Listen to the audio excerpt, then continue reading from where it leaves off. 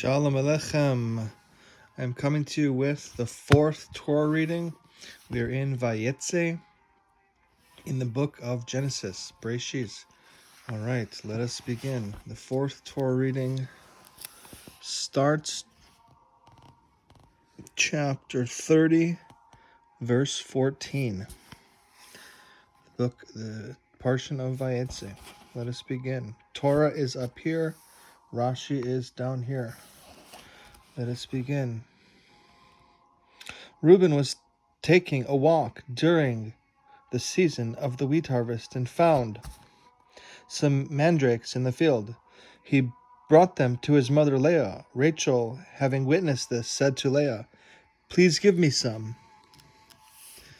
of your son's mandrakes."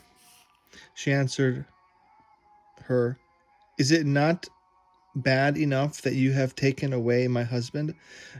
Do you have to also take away my son's mandrakes?" Rachel replied, "Therefore, I propose that Jacob sleep with you tonight in exchange for your son's mandrakes." Verse 14, wRashi. During the season of the wheat harvest. This is mentioned in order to recount the praise of the tribes. It was harvest time, yet Reuben did not venture to steal by taking wheat or barley, but took only ownerless things about which no one cares. Arsigle, violets, it is a plant, and in Arabic it is called yasmin. All right, 15, wRashi. This is a question, and this too you wish to do to me, to take away my son's mandrakes as well? The Aramaic translation is the equivalent infinitive. Therefore, he will sleep with you tonight. I had the right to lie with Jacob tonight, but I am giving it to you in exchange for your son's mandrakes. And because she treated the privilege of lying with this righteous man lightly, she did not merit to be buried with him. I have hired you. I have given Rachel the payment she demanded. That night, the word here, which can also mean he, indicates that the Holy One, blessed be, helped Issachar be born from this union.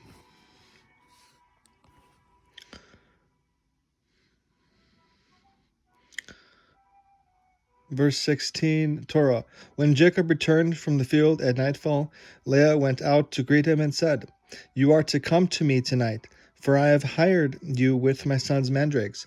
He engaged in marital relations with her that night. God listened to Leah. She conceived and bore Jacob a fifth son. Verse 17, wRashi. God listened to Leah. He took note that she desired and was exerting effort to increase her number of tribes. Verse 18, Torah. Leah said, "God has granted me my reward, Sachar, for having given my bondwoman to my husband." So she named him Issachar. Leah once again conceived and bore Jacob a sixth son. Leah said, "God has indeed given me a superlative portion in my husband's household. I myself have borne him 6 sons. Now my husband will surely make his chief abode Zebul with me." And so she named him Zebulun. Verse 20, wRashi.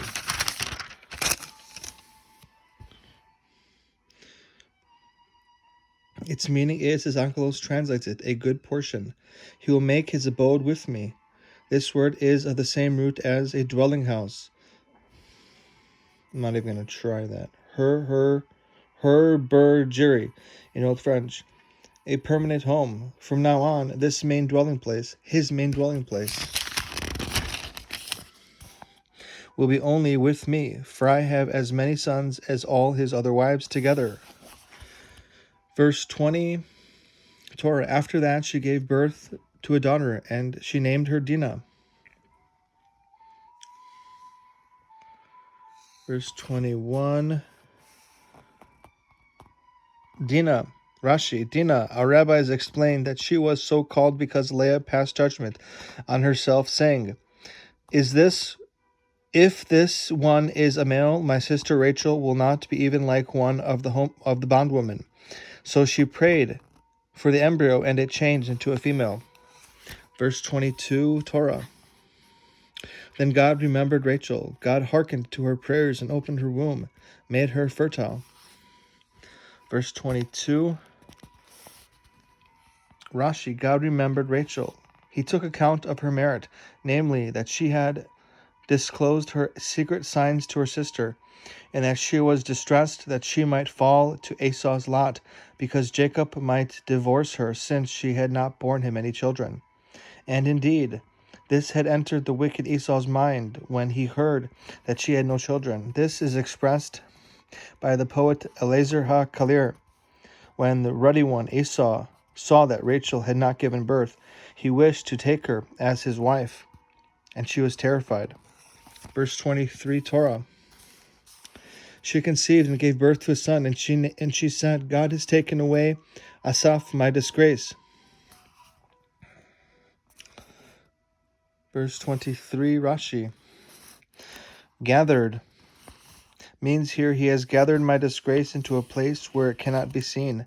Similarly, we find, hide away our disgrace, and will not be brought indoors.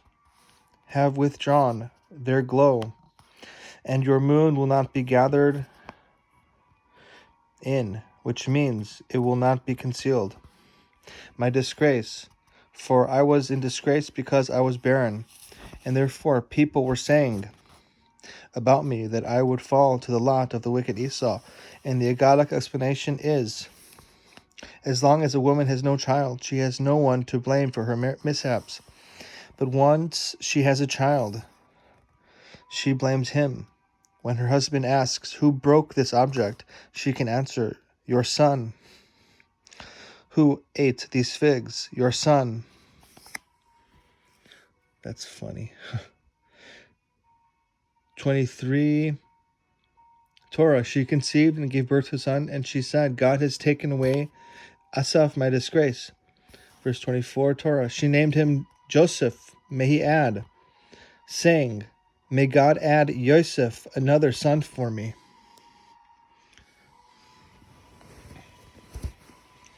All right.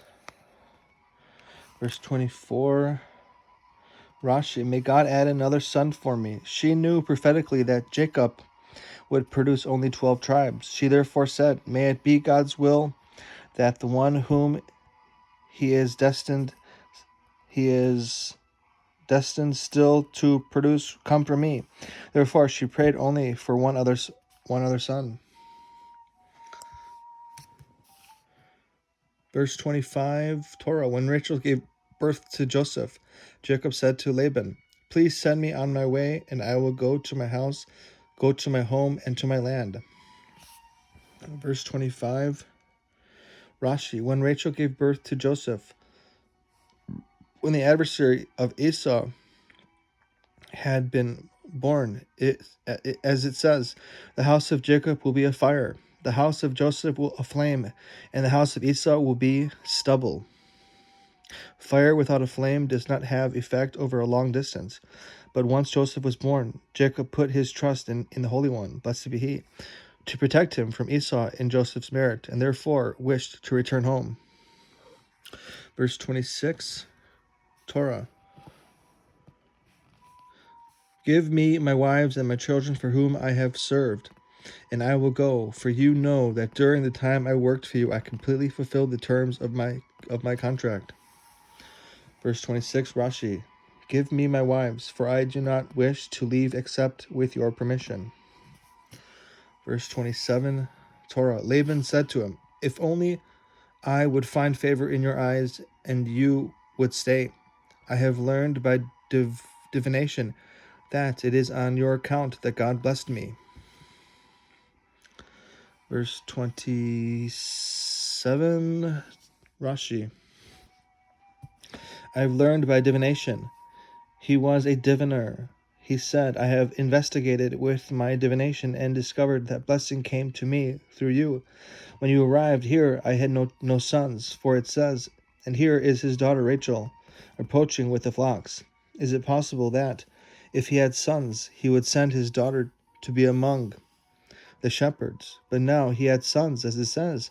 He then heard what was being said by Laban's sons. All right, and that is the Torah reading, the fourth reading of Vayetzei. Now I will read from the wisdom of the Parsha, wisdom on the Parsha from the Vayetzei Rebbe.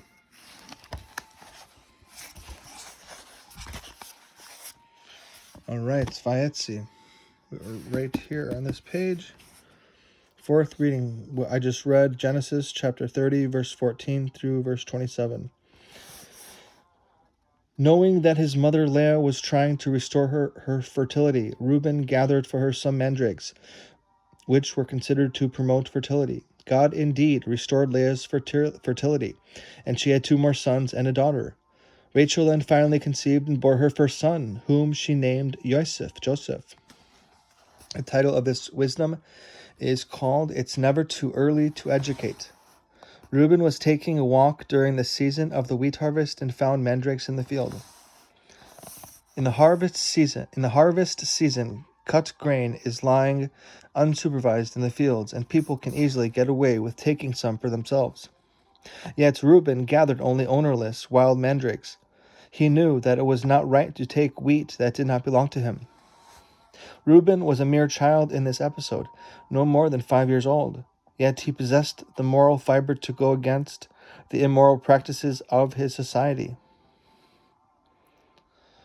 This demonstrates the quality of training that Jacob and his wives gave their children.